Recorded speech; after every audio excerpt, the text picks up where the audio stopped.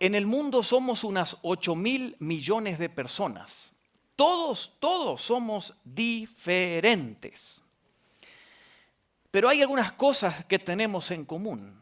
Todos necesitamos comer. Y valoramos obviamente la comida.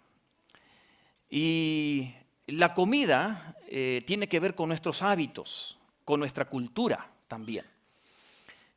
Lástima son las estadísticas que millones de gente mueren de hambre, y lo que la ONU dice es que 1/3 de los alimentos se usa mal o se echa a perder. Por lo tanto, en este mundo, la población en general todavía no sabe cómo cuidar o valorar los alimentos que a millones les falta. Pero ¿qué dijo Jesucristo de la comida? ¿Qué dijo Él de los alimentos?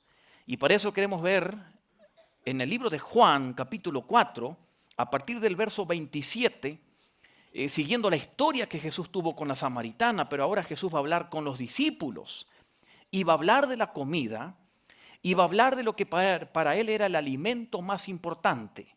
Por eso el título del mensaje, el alimento más nutritivo, porque Jesús va a hablar de eso allí en ese texto, de Juan 4, 27 al 34. Así que si usted tiene su Biblia o en su teléfono, busque San Juan capítulo 4. Retomamos esta historia de Jesús con la samaritana que comenzamos hace 2 domingos atrás. Recuerdan, Jesús llega allí a Samaria, un lugar donde había un pozo, que era el pozo de Jacob. Vimos en el Antiguo Testamento de dónde viene eso. Y Jesús tenía sed, era el mediodía, hacía calor. Los discípulos lo dejan para ir a comprar comida. Y mientras Jesús está esperando allí sentado con sed, aparece una mujer y comienza una plática que estudiamos en estos 2 últimos domingos, donde Jesús le pide agua y la mujer pensaba que Jesús solo hablaba del agua física, pero hemos visto que Jesús inclina la conversación para el lado espiritual y le dice que el corazón insatisfecho del ser humano no lo puede llenar ninguna bebida que el mundo ofrece, llámese hobbies, fiestas, deportes, sustancias, etc. Y entonces Jesucristo le dice que Él solamente puede llenar con su agua espiritual el corazón sediento de cualquier ser humano. Y entonces llegamos a que Jesús confronta luego a esta mujer con el pecado, diciéndole, tráeme tu marido. Y ella le dice, no tengo. Y Jesús le dice, claro que no tienes. Convives con alguien que no es tu esposo, pero antes de él tuviste 5 que tampoco eran tu esposo. La mujer entra en pánico, en shock, porque Jesús la confronta y le muestra que Él sabe de su vida y toda la vida de esta mujer en una imagen se le pasó en la frente y su vida inmoral. Y entonces la mujer reconoce en el versículo 25 de Juan 4, diciendo, me parece que tú eres el Cristo. Y Jesús le dice en el verso 26, soy yo. Y vemos un cambio en la mujer. Y mientras ella está allí terminando la plática con Jesucristo, llegamos al versículo 27 y dice así, Juan 4, 27. En esto llegaron sus discípulos y se sorprendieron de verlo hablando con una mujer, aunque ninguno le preguntó, ¿qué pretendes o de qué hablas con ella? Los discípulos llegan y entran en pánico, en shock, se sorprendieron. Que es lo mismo que allí se pudiera traducir, se asustaron, se asombraron.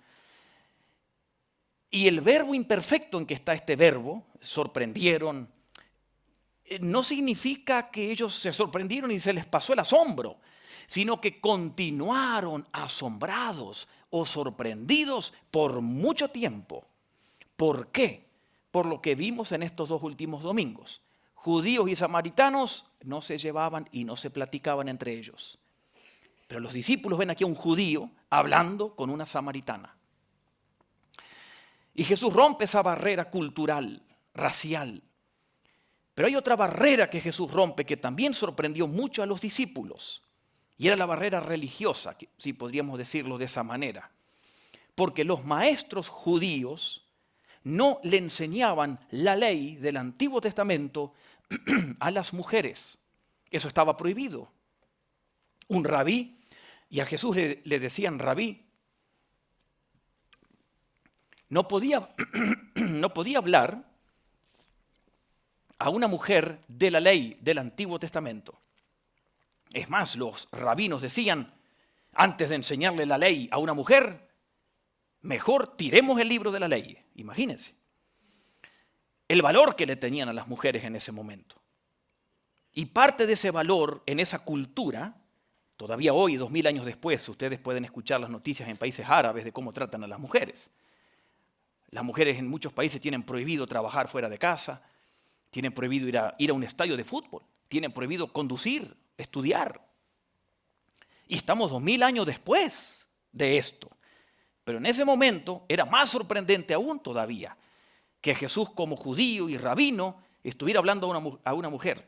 Y los discípulos dicen que quizás por respeto ninguno le preguntó a Jesús, dice el verso 27, ¿de qué hablas con ella? Menos mal que no se lo preguntaron, porque Jesús, si le hubiese dicho, estoy hablando de religión con esta mujer, más se hubiesen asombrado los discípulos, se hubiesen desmayado. Pero es interesante que Jesús está hablando con esta mujer. Si nosotros leemos, por ejemplo, en el capítulo 6, aquí de Juan, ustedes si van allí al capítulo 6, allí hay un milagro que sucede en el capítulo 6 y tiene el título allí, el primer milagro. Cuando Jesús alimenta a miles. Y Jesús alimenta a miles y miren lo que dice Juan en Juan 6:10. Hagan que se sienten todos, ordenó Jesús. Juan 6:10. En ese lugar había mucha hierba, así que se sentaron. Y los varones adultos eran ¿cómo? ¿Cuántos? 5,000. ¿5,000 qué? Varones. ¿Y no había mujeres allí? ¿Y qué, las mujeres no comen? ¿Por qué nos dice cuántas mujeres había? Porque para la cultura no era lo valioso decir cuántas mujeres habían. Era cuántos hombres habían. Supónganse que había la misma cantidad de mujeres que hombres. ¿Cuánta gente había en total? Sin niños. 10,000. ¿No era mejor poner 10,000?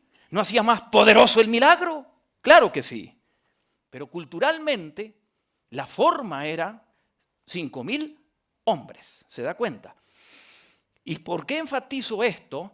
Porque el Señor Jesucristo, cuando está hablando con esta mujer, está rompiendo todos los paradigmas que habían en ese momento, elevando a la mujer y dándole un lugar de preeminencia y del mismo valor que al hombre. Donde Jesús está mostrando que tanto la mujer como el hombre necesitan de un Salvador. Y está mostrando que la gracia de Dios y la herencia que Dios da o la vida eterna es idéntica para una mujer que para un hombre. Aunque en la cultura pensaban otra cosa. Y hoy en día, con esto del machismo, se piensan muchas cosas erradas. Pero noten qué lindo es nuestro Señor Jesucristo, donde Él aquí le está dando valor a la mujer y donde Él aquí le está dando una igualdad de condición espiritual a la mujer que al hombre. Así que las mujeres tienen que dar gracias porque esto está aquí y lo que Jesús hace. Amén, mujeres. Claro. Bueno, denle un aplauso. Claro que sí. Es fantástico lo que Jesús hace. Pablo también dice algo parecido en Gálatas capítulo 3. Ante el Señor en valor somos iguales, judíos y no judíos, hombres y mujeres. Fantástico. Y bueno, aquí está la historia. ¿Y qué sucede entonces? Verso 28. La mujer dejó ¿qué? Juan 4:28. Su cántaro. ¿Para qué quería el cántaro? Para sacar agua. Por eso ella vino con el cántaro. Ahora, a veces cuando no tenemos agua y tenemos que buscar agua y ponemos algunos litros de agua o galones, ustedes saben que el agua pesa mucho, ¿no es cierto?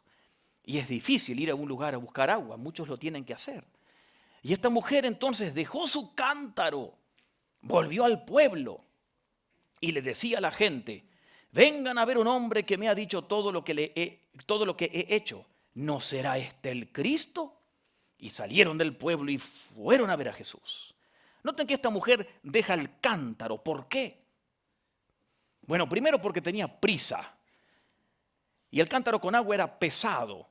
Y entonces ella deja el cántaro porque tiene que ir corriendo, porque hay algo más importante que su trabajo en ese momento, que era sacar agua. Era anunciar a otros que había encontrado al Mesías. Y además deja el cántaro, seguramente porque ella está convencida que iba a regresar e iba a encontrarse a Jesús y luego tenía tiempo para llevar el cántaro con agua. Porque para esta mujer en este momento lo más importante no es lo que vino a hacer en principio, que era buscar agua. Lo más importante era dar a conocer a otros que hubo alguien que le dijo su pasado, que le habló de su vida. Y aquí tenemos solo un resumen de esa conversación, pero vemos que esta mujer tuvo un cambio y tuvo una conversión real al Señor Jesús. Lo vemos, por ejemplo, en este mismo capítulo, luego en el versículo 39. Aquí en Juan 4:39 dice: muchos de los samaritanos que vivían en aquel pueblo creyeron en Cristo por el testimonio que daba ¿quién? Esta mujer. Verso 40. Así que cuando los samaritanos fueron al encuentro, le insistieron a Cristo que se quedara con ellos. Y Jesús se quedó 2 días con ellos. Y muchos más llegaron a creer por lo que Cristo decía. Y ya no creemos solo por lo que tú dijiste, le decían a la mujer. Ahora lo hemos oído nosotros mismos y sabemos que verdaderamente este es el Salvador del mundo. Y esta historia Juan la pone allí, la cual omiten los otros evangelios, como vimos al inicio de este estudio, porque Juan tiene un objetivo en mente cuando escribe. ¿Recuerdan? Que el mundo o que la gente o que el lector crea en Jesús. Y aquí está logrando eso Juan. Está mostrando que Él es el Cristo, el Salvador. Y entonces esta mujer tuvo un cambio de su vida, tuvo una experiencia cristiana verdadera. Y tenemos 3 razones por las cuales podemos decir que hubo una experiencia verdadera en ella, que también son cosas que nos pasan a nosotros cuando tenemos un encuentro con el Señor Jesucristo verdadero. Primero, esta mujer se tuvo que enfrentar consigo mismo o consigo misma. Cuando Jesús le dice, ve a traer a tu marido, la mujer tuvo que reconocer que era una inmoral, necesitada de un Salvador. Y toda conversión verdadera tiene esa raíz, el reconocimiento que uno es pecador y que necesita un Salvador, que uno es miserable, que uno necesita de alguien más, que es el Señor, para la salvación. Si uno no reconoce eso, no hay una conversión verdadera, por más que uno se arrodille, levante la mano, ore, etc. Ustedes los que aceptaron a Cristo Jesús en algún momento en el pasado, hace un día atrás o 20 años atrás, recordarán quizás ese momento o en algún momento recordarán de una reconciliación con el Señor cuando uno como que se sentía mal consigo mismo, ¿no es cierto? Yo nunca fui borracho, drogadicto, nada de eso. Pero una noche que fui a una iglesia y predicaron el evangelio, me sentí mal conmigo mismo. Reconocí que era pecador.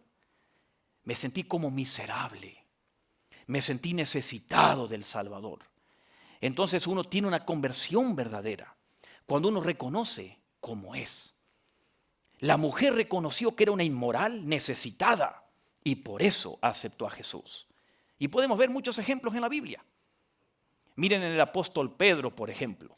Cuando sucede el llamado de Cristo a algunos discípulos, allí en Lucas capítulo 5, Pedro y otros más estaban dedicados a su trabajo, a pescar. Y pescaron, intentaron pescar toda la noche. ¿Y qué pasó? Nada. Y cuando termina, ya casi amaneciendo, Jesús está en la ribera, en la orilla, y llegan con el bote y Jesús les dice, ¿cómo le fue, muchacha? Nada. Y Jesús les dice, métanse de nuevo, ahí van a pescar. Eso es ilógico lo que hizo Jesús. Los pescados hay que ir a pescarlos de noche. No sé cuántos de ustedes les gusta la pesca, de noche se pesca. Mi papá pescaba, de noche, a la madrugada. Y aquí es de día, y Jesús les dice, vuelvan a intentar. Y Pedro le habrá dicho, si somos pescadores nosotros, tú un carpintero, nosotros sabemos dónde están los peces, cuál es la hora de pescar, no pescamos nada. Pero ya que tú lo dices, dice Pedro, vamos a intentarlo. Ya que estamos en el baile, bailemos. Y allí van. ¿Y qué pasó? Si leen en Lucas 5, cuando regresan, había tantos peces que la barca se hundía, en la pesca milagrosa. Y cuando Pedro se acerca a la orilla, todavía no era discípulo y lo ve a Jesús ahí parado, cuando vienen con todos los peces, imagínese la mirada. Jesús mirando a Pedrito, ¿te diste cuenta? Y ahí viene Pedrito y lo mira a Jesús. ¿Y qué le dice Pedro en Lucas 5:8? Apártate de mí, que soy un pecador. Porque se reconoció miserable, necesitado. Él sentía lástima por sí mismo ante la presencia del Señor. Y eso es una conversión verdadera. Y así le pasó a la mujer. Y así nos pasa a nosotros, o nos pasó a nosotros. Nos sentíamos necesitados de nuestro Señor. Y así le pasó a esta mujer. Lo otro que llama la atención es que la mujer quedó admirada del Señor. Cuando leímos el domingo pasado que Jesús les dijo, han pasado 6 hombres por tu casa. ¿Qué dice la mujer en el verso 19 de Juan 4? Señor, me doy cuenta que tú eres alguien diferente, tú eres profeta. Ella quedó admirada. Y luego vemos en esa reacción que deja todo, busca a la gente. Ella estaba admirada del Señor. El salmista escribió en el Salmo 139, versículos 1 al 4. Tú me examinas, tú me conoces. Sabes cuándo me siento, sabes cuándo me levanto. Aún no está la palabra en mi boca y tú ya la sabes. Tú, Señor, me lees el pensamiento. Tal conocimiento tuyo me deja asombrado. Qué lindo es nuestro Señor. Que esa capacidad de asombro ante Él nosotros nunca la perdamos. La mujer quedó admirada ante el Señor, porque el Señor le habló a ella. David quedó admirado al pensar en la sabiduría del Señor. Igual nosotros cuando conocemos al Señor sentimos ese asombro. ¿Cómo es nuestro Señor? De lindo, de bueno, de maravilloso, de sabio, etcétera, etcétera, etcétera. Pero hay algo más que nos muestra que esta mujer tuvo una experiencia real. Ella era una mujer inmoral y regresa al pueblo donde todos la conocían. ¿Qué pasó? Se le fue la vergüenza a esta mujer. Y quizás muchos de nosotros podríamos también hacer lo mismo que hizo esta mujer. Usted podría pararse allí donde está y decir, yo era esto, borracho, drogadicto, irresponsable, mentiroso, mal hablado, de mal carácter. Sí, lo reconozco, pero ahora que tengo a Cristo, soy esto. Mi vida está cambiando, ahora trabajo, soy honesto. Es el cambio que el Señor ha hecho en mi vida. Creo que muchos de nosotros podríamos dar testimonio de esto, como hizo esta mujer. Era así, sí, pero ahora soy diferente. Solo el Señor puede cambiar a nuestras vidas. Y lo hizo en esta mujer. Y se le fue la vergüenza, total, total. Y no nos importa el pasado, porque ahora tenemos a Cristo en el corazón. El apóstol Pablo experimentó algo muy similar en Filipenses. Bueno, él lo escribe allí en Filipenses capítulo 3, versículos 4 al 8. Cuando el apóstol Pablo, hablando de que él era hebreo, dice, yo me puedo enorgullecer más que todos. Yo vengo de la tribu de Benjamín. Miren, él conocía de su árbol genealógico del Antiguo Testamento, del hijo de Jacob, de Benjamín. El rey Saúl viene de la tribu de Benjamín. Y Pablo decía, yo me puedo enorgullecer más que todos, tengo linaje puro hebreo. Y dice, soy hebreo 100% de pura cepa, circuncidado al 8º día, hebreo de hebreos. En cuanto a la ley, él era abogado, era el que tenía el título más alto que se podía conseguir en aquella época, fariseo de la ley. Él venía de una familia con mucho dinero, Pablo, él estudió. ¿Y qué dice Pablo allí en Filipenses? Solo les quiero leer un par de versículos allí en Filipenses capítulo 3, donde Pablo cuenta algo que nos llama mucho la atención, porque dice así, Filipenses 3. Sin embargo, todo aquello que para mí antes era mi prioridad en la vida, la ganancia, ahora es pérdida por amor a Cristo. Es más, todo lo considero pérdida por razón del incomparable valor de conocer a Cristo, mi Señor. Por Él lo pierdo todo. Todo es estiércol comparado con Él. Miren qué interesante. ¿Por qué? Es algo que le pasó aquí a esta mujer. Cuando una persona conoce a Cristo como esta mujer, o como todos o casi todos los que estamos aquí, cuando conocemos a Cristo, nuestros valores cambian, nuestras prioridades cambian. Los amores de nuestra vida cambian y cambia la vida por completo. Lo que para Pablo era lo más importante pasó en segundo lugar. ¿Se da cuenta?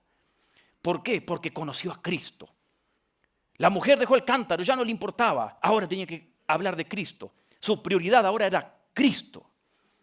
Y así nos pasa a nosotros. Cuántas cosas quizás para nosotros era lo más importante, pero cuando conocemos a Cristo, Él toma el primer lugar. Por eso le pregunto, ¿por qué está usted aquí hoy, domingo a la mañana? Pudiendo estar en un mejor lugar. Usted podría estar en su casa descansando, podría estar durmiendo, podría estar paseando. ¿Me puede decir qué está haciendo aquí? Es que usted tiene a Cristo como su prioridad. Usted vino a cantarle con la iglesia, vino a escuchar su palabra, porque Cristo pasa a ser lo más importante de nuestras vidas cuando le conocemos. Amén. Sí, déle un aplauso al Señor.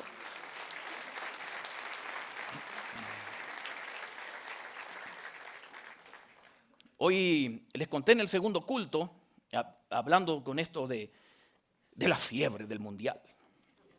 A propósito, me preguntaron esta mañana, Argentina juega la semifinal el martes. Hermano Evelio, usted sabe eso, ¿no? El hermano Evelio, él vive los partidos, me contaron. No come como el día lunes. Si juega el martes, ya el lunes deja de comer, hermano, por los nervios, ¿no? Así nos pasa, ¿no? Así nos pasa. ¿Cuándo jugó Argentina esta semana? ¿Qué día fue? El miércoles, el viernes. A uno se le va el hambre, ¿no? Haz un café. No, ni el café toma. Se le va el hambre.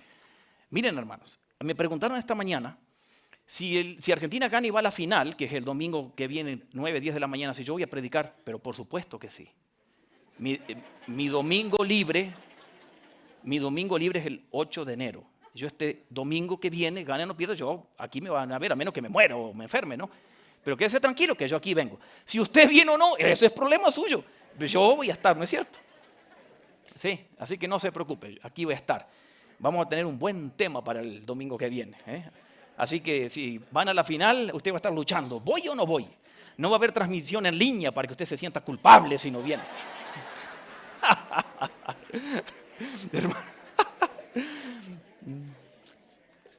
No, aquí vamos a estar, ¿sí? ¿Por qué? Las prioridades cambian. Ahora, no estoy diciendo que no gane Argentina, yo quiero que gane Argentina. En esta semana, el partido del viernes, yo fui a mi casa el viernes a ver el partido, ¿sí? No vi todos los partidos, pero este viernes fui a mi casa. En los penales, no, yo me moría en los penales. Le dije a mi familia, ustedes miren los penales, yo me voy afuera. Si ganan me dan un grito y yo entro, si no, no. No, porque yo no resisto, ¿no? Así te pasó a ti también, ¿no? Me dice el hermano Milton aquí que su esposa estaba llorando en los penales, llorando. No llora por el esposo y llora por el fútbol, la hermana. Pero no, en serio. Ahora, lo que yo quería compartirles es esto. Yo antes de convertirme, yo jugaba al fútbol en Argentina. Y jugábamos los domingos, ¿no? Un partido es de local y el otro partido era visitante. El que salía campeón, el torneo duraba como un año. El que salía campeón jugaba luego el regional, provincial y así ascendía. Y yo me convierto, estaba jugando al fútbol, salimos campeones ese año. Yo me convierto, era un día entre semana que me convertí. Y me dicen, se tiene que empezar a congregar, hermano, los días domingos. Los que saben la lucha que es. Porque yo dije, ¿y ahora qué hago? Porque mi vida era el fútbol. Yo repetí un año en el colegio por el fútbol. Porque mi vida, mi pasión era el fútbol. Era portero. Y buen portero, atajador de penaltis. ¿Sí? Era buen portero. Ustedes pueden ir y preguntar. Ahí. Lástima que no había fotos con celulares, pero tengo fotos en Argentina. Entonces, yo tuve que tomar la decisión. ¿Qué hago? Y bueno, yo me tomé en serio la conversión. Yo dije, Señor, ¿qué hago? Porque tengo que congregarme. Yo no puedo seguir así. Porque empecé un par de domingos, continué jugando porque yo era el portero titular del equipo, pero me sentía culpable, me sentía incómodo, porque yo a veces ya de temprano en la mañana en bus nos íbamos a otra ciudad a jugar y estos están en la iglesia, yo estoy aquí en el bus yendo al fútbol. Ustedes saben cómo se siente. Hoy causa risa, pero eso era un momento de vida o muerte para uno. Y dije, bueno, Señor, ya faltaba poco para terminar el campeonato. Como que yo quise torcer el brazo al Señor y le dije, Señor, si salimos campeones, dejo el fútbol. y salimos campeones. ¿Sí? Y dejé el fútbol, ¿no? Y cuando tomé la decisión, todos los trofeos y todo, tiré todo. Pero no dejé rastros de nada, hermanos. No le estoy diciendo a usted que haga eso, pero lo que estoy diciendo es que en mí yo tuve que hacer eso. Tirar todo. ¿Por qué? Porque la prioridad pasó a ser el Señor. Y sí, me gusta el fútbol, pero no es la prioridad. No tengo problema en venir el domingo a predicar si juega Argentina a la final. No hay problema. Y ni me duele. ¿Por qué? Porque como con esta mujer y como a ustedes seguramente les pasa, Cristo es lo primero. Dejamos el cántaro por el Señor. Dejamos de pescar por el Señor como Pedro. Él pasa a ser el número uno y el amor de los amores de nosotros. Amén. Y entonces noten lo que continúa aquí en la historia. La mujer dice que vengan a ver a Jesús, ella fue a buscar a Jesús y entonces los discípulos, dice el verso 31, mientras tanto sus discípulos que ya llegaron con comida, le dicen a Jesús, Rabí, come algo. Yo tengo un alimento que ustedes no conocen, dice Jesús. Verso 33, y los discípulos dicen, ¿le habrán traído un pache, un taco, un pedazo de pan por ahí? ¿Qué tenían los discípulos en la cabeza? Igual que con la mujer. El tema que con la mujer el problema era el agua y ahora es la comida. La mujer hablaba del agua terrenal, los discípulos igual. Este no come. ¿Le habrá traído de comer a alguien? ¿Y qué les dice Jesús? Muchachos, yo no estoy hablando de la comida física, estoy hablando de otra cosa. Versículo 34, mi alimento es hacer la voluntad del que me envió. Ese era el alimento más nutritivo para el Señor. Hacer la voluntad del Padre. Cuando leemos luego en Juan capítulo 5, versículo 36, Jesús dice lo mismo. Cuando leemos en Juan capítulo 6, versículo 38, Jesús dice lo mismo. Y podríamos seguir leyendo todos los capítulos y vamos a encontrar un montón de veces que Jesús dice, yo no vengo a hacer lo que yo quiero, yo vengo a hacer lo que el Padre quiere que haga. Ese era su alimento, su vida, su satisfacción en la vida, su prioridad. Y a esto quiero llevarlos hoy. ¿Cuál es nuestra prioridad en la vida? ¿Para qué vivimos? ¿Solo para consumir aire? ¿Para comer, trabajar y comer? ¿Para qué vivimos? ¿Cuál es nuestra prioridad? ¿Cuál es el motor que nos mueve? El combustible, la energía. Que sea hacer la voluntad del Padre. El Salmo 40, versículos 6 al 8, dice el salmista, Señor, tú no quieres sacrificios por los pecados, ni ofrendas por mis pecados. Tú quieres que haga tu voluntad, porque lo que el Señor quiere es a nosotros. Antes que hacer algo para Él, nos quiere a nosotros. Que nuestros valores, que nuestra prioridad sea Él. Nos quiere entregados a Él. Y usted dirá, ¿y de qué me beneficia a mí hacer la voluntad del Padre? Cuando la hacemos hay paz. Porque no podemos tener paz si estamos en discordia con nuestro Creador. Hay poder. Porque cuando estamos en contra de Dios, nos cansamos, nos rendimos, nos frustramos, nos peleamos, nos enojamos, etc. Cuando hacemos lo que Él quiere, tenemos una fuerza interna sobrenatural. Y tenemos felicidad, porque estamos agradando al Padre, que Él es el que nos da la mayor felicidad. Miren, esta mujer tuvo 6 hombres, ninguno le hizo feliz, le duraban poco tiempo y seguía buscando otros. Solo Cristo da felicidad completa al ser humano. Sí, bueno, usted aplaude y yo me tomo un sorbo de agua por la garganta. Entonces la pregunta para nosotros para terminar es esta. ¿Qué domina nuestra vida? ¿Y cuál es nuestro mayor deseo? Que sea hacer la voluntad de Dios. Jesús dijo, esta es mi prioridad. Y hay momentos donde tengo que dejar de hacer algo que sea bueno, como comer, para hacer la voluntad del Padre. Por eso a Jesús en ese momento no le importó comer, porque tenía que hacer la voluntad del Padre, que era hablar con la mujer, testificarle a ellos. Era lo prioritario. que así también sea para todos nosotros. Amén.